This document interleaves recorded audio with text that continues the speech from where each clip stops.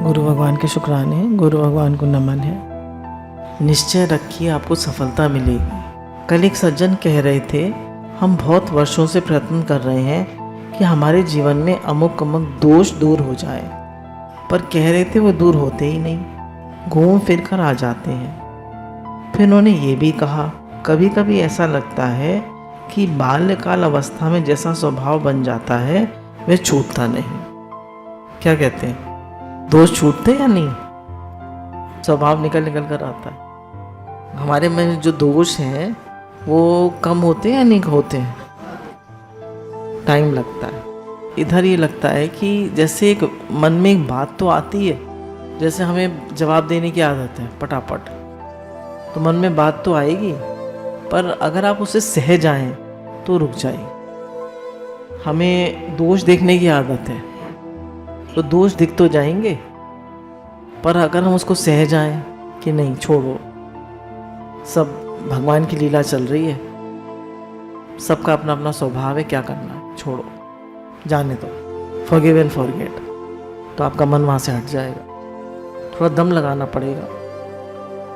फिर हमें राग द्वेष करने की आदत है, जो मेन दोष होते हैं, राग द्वेष करने की आदत है, तो मन में राग भी आएगा और हमारी बात पूरी ना होने पर द्वेष भी आएगा, तो उसे भी सह जाएं। सह जाने का क्या मतलब होता है? उसको उस पर रिएक्ट ना करें और उस चीज़ को उस समय एक्शन ना लें। जैसे क्रोध आ रहा है मानिए, तो जब क्रोध आ रहा है तो उस समय अगर हम क्रोध ना करें और थोड़ी देर उसको सह जाएं, आप सोचिए कल करेंगे या 2 घंटे बाद करेंगे, 2 घंटे बाद वो वेग होगा, फिर आप कहिए 4 घंटे बाद करेंगे, फिर उतना वेग हो कहेंगे कल करेंगे, बात खत्म हो जाती। तो भगवान ने कहा काम और क्रोध के वेग को, कामना का भी वेग आता है, क्रोध का भी वेग आता है, अगर आप उसको सह जाइए, पचा जाइए, तो वेग खत्म हो जाता है। तो उस समय थोड़े से सहन करने की बात है, हम रिएक्ट कर जाते हैं। जब जब हमारे मन की नहीं होती है तो हम इरिटेट होते हैं, होते ही नहीं होते हैं। तो जब आप सत्संगी हैं तो होना चाहिए इरिटेट। तो क्या कहें, फिर आप लोग आके बैठते हैं सत्संग में, तो जब सत्संगी हैं तो इरिटेशन तो थोड़ी बहुत होती है, उसको पचा जाइए, अपनी बात कह दीजिए, पर गुस्सा होके, नाराज़ होके, चिड़चिड़ा के नहीं करनी चाहिए। उसको थोड़ा पचाने की, थोड़ा सहने की आदत होनी चाहिए। बहुत सी चीज़ें जीवन में हमें अच्छी नहीं लगती, मन है, सबका अपना अपना मन है, अपने अपना स्वभाव है, अपने अपने संस्कार, तो आप क्या कर सकते हैं? You can not change anybody, you can only change your self. दुनिया ना बदले, बदल जाए हम, तभी हमें मिलेगा पूर्ण परमानंद। हम किसी को नहीं बदल सकते। आप करिए कोशिश, एक छोटे बच्चे को भी नहीं बदल सकते, उसको भी आप ज़बरदस्ती दूध नहीं पिला सकते, ज़बरदस्ती खिला नहीं सकते, कोई आपकी बात नहीं मानता। तो जब आपका मन ही आपकी बात नहीं मानता तो दूसरा क्या मानेगा आपकी बात? अगर आपका मन आपके वश में है तो दूसरा भी आप उसको कहेंगे तो वो भी आपकी बात मानेगा।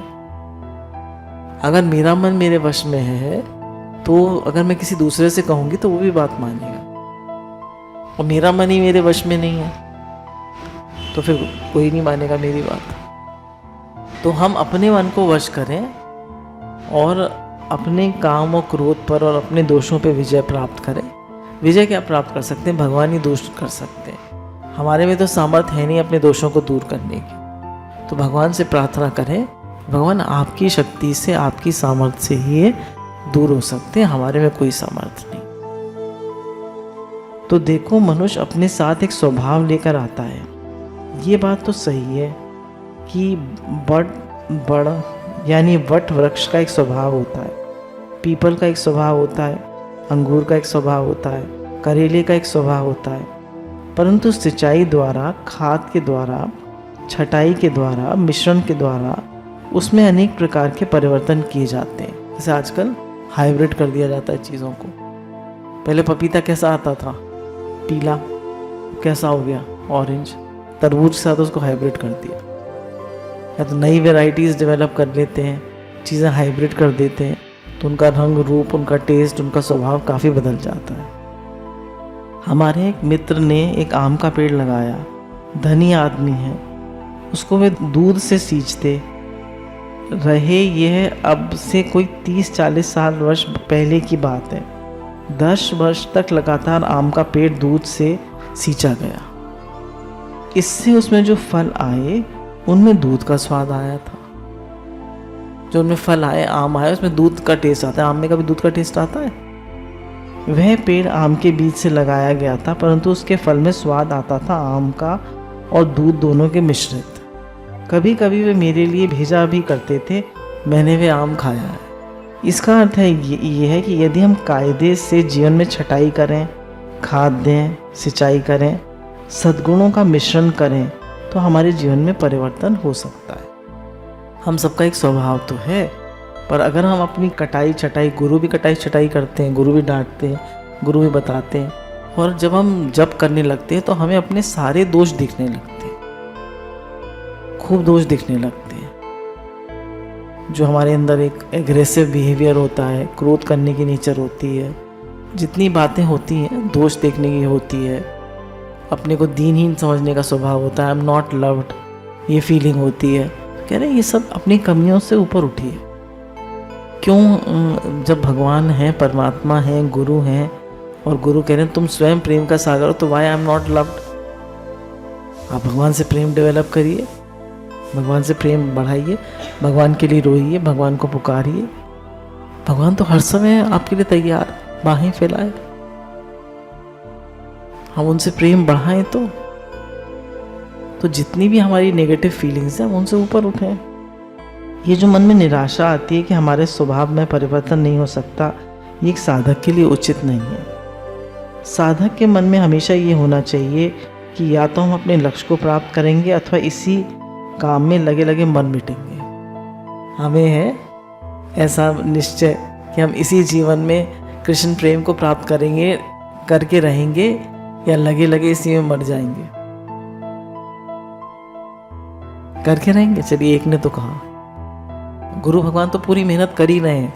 गुरु के साथ आपको अपनी मेहनत करनी पड़ेगी। 3 कृपाएं, ईश्वर कृपा, फिर गुरु कृपा, और फिर हमारी कृपा। तो गुरु भी कृपा कर रहे हैं, है ना, और ईश्वर भी कृपा कर रहे हैं। अब हमारी कृपा का क्या हुआ?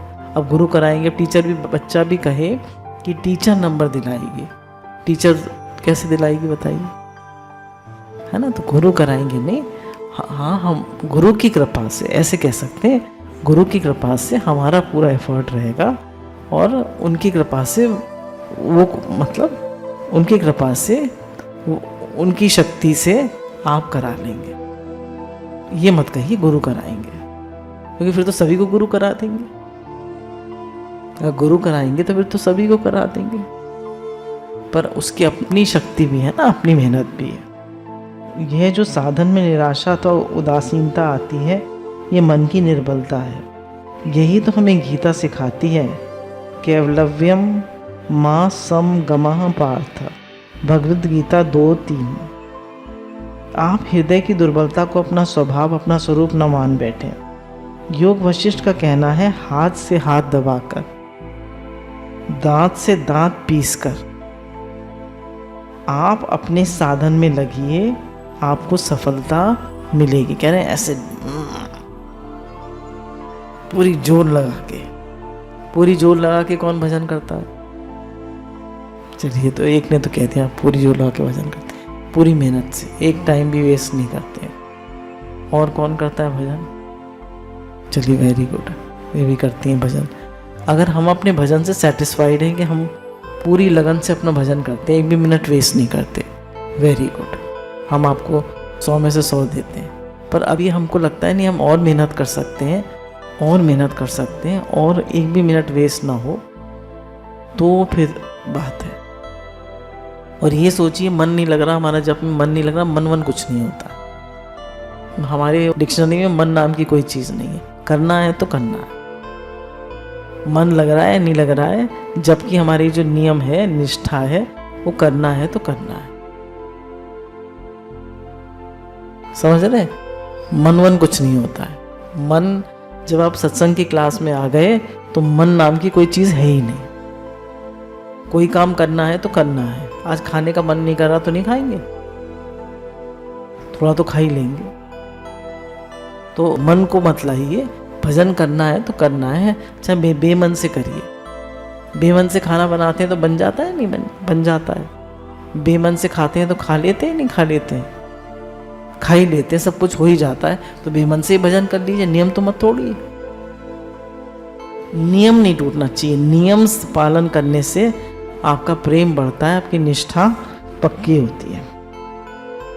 अगर आपका कोई भी कर्म, कोई भी संकल्प विफल नहीं जाएगा, उठिए, जागिए, कल्याणकारी कामों में जुट जाइए, निश्चय रखिए, आपको सफलता मिलेगी, अवश्य मिलेगी। भगवान सहायता करते हैं, गुरु सहायता करते हैं।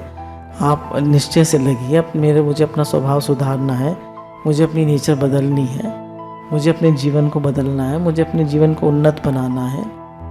तो आप देखिए आपके जीवन में परिवर्तन होगा। गुरु भगवान के अनंत अनंत शुक्राने।